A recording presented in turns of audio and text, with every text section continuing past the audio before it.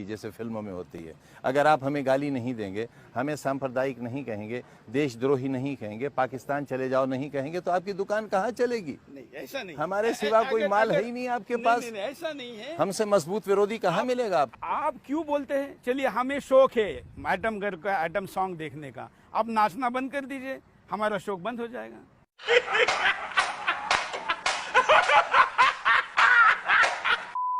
नमस्कार, मैं जीत और आप देख रहे हैं आप इंडिया। कल सुरक्षा बलों ने पलामू के सलाम देरी में माओवादी आतंकियों के साथ हुई मुठभेड़ में हथियार पकड़े।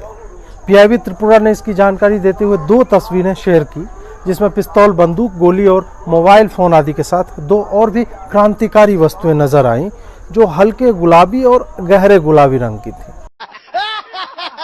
आमतौर पर माओवंशी वामपंथी छात्राओं को नशा खिलाकर बलात्कार करने से लेकर जंगलों में नव वामपंथनों को सेक्स स्लेव बनाकर इस्तेमाल करने के लिए कुख्यात रहे। अतः गुलाबी रंग के 2 शेड में दिख रहे इन 2 वस्तुओं को देखकर लोगों की जिज्ञासा जगी, तो उस पर सबका ध्यान गया। एक वस्तु जो आकार में छोटी है और उससे तार जुड़े दिख रहे हैं, कथित तौर पर उसे वाइब्रेटर कहा जा रहा है। हालांकि कुछ लोग उसे यूएसबी या बैटरी संचालित पंखा भी कह रहे हैं। दूसरे लोग ऐसे लोगों को भोला भाला बताते हुए कह रहे हैं कि बगल में जो दूसरा यंत्र है उसे शायद कूलर या एसी न कह दिया जाए। कौन है ये लोग? आप उस नक्सली के मनोविज्ञान को समझिए, जो एक तरफ फांसीवादी सरकार से भी लड़ रहा है और दूसरी तरफ अपने शरीर को वो सुख भी दे रहा है जो उसका शरीर डिजर्व करता है। ये डिल्डो सिर्फ डिल्डो नहीं है, एक तमाचा है देश की मोदी सरकार पर, जो अपने नक्सली नागरिकों को उसके सेक्सुअल राइट से कोसों दूर रखता है। क्या इस डिल्डो के मिल जाने के बाद हमें सरकार से सवाल नहीं पूछना चाहिए?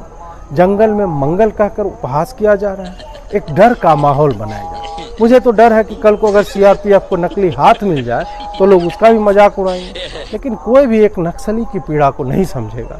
इस डिल्डो के मिलने के बाद मेरा दिल रुक रहा है, मैं सो नहीं पा रहा हूँ, और एक नागरिक होने के कारण आपको भी नहीं सोना चाहिए। मुझे तो नींद नहीं आएगी, क्योंकि मैं उस नक्सली की पीड़ा को अपनी पीड़ा से जोड़कर देख रहा हूँ कि कितनी मेहनत से उसने यह वस्तु किसी वामपंथन के बैग से टपाई होगी और अब वो भी पकड़ ली गई। आप यह सोचिए कि एक ही पकड़ी गई है, बंदूकें तो कई हैं।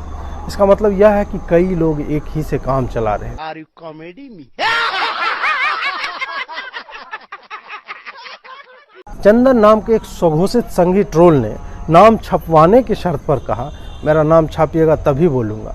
आपने यह देखा कि डिल्डो जंगल में मिलने का मतलब क्या है? इसका सीधा मतलब है कि वामपंथी न तो क्रांति कर पा रहे हैं, न ही वामपंथनों को संतुष्ट कर पा रहे हैं।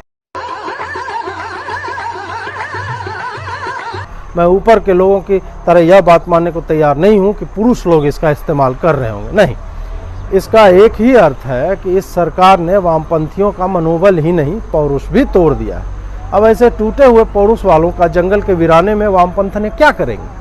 इसलिए उन्होंने विश्वविद्यालय से आने वाली नई वामपंथनों से यह यंत्र मंगवाया और अपनी दैहिक जरूरतों को पूरा कर रही थी। मैं उनका सम्मान करता हूं कि उन्होंने खराब क्वालिटी के वामपंथियों से संसर्ग करने की जगह एक रबर के यंत्र को चुना।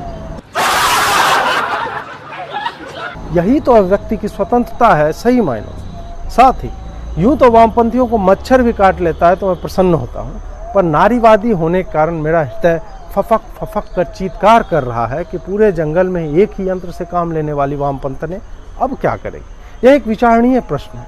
संभव है कि जेएनयू में इस पर एक सेमिनार आयोजित करवाया जाए और इसके समाधान पर प्रकाश डाला जाए।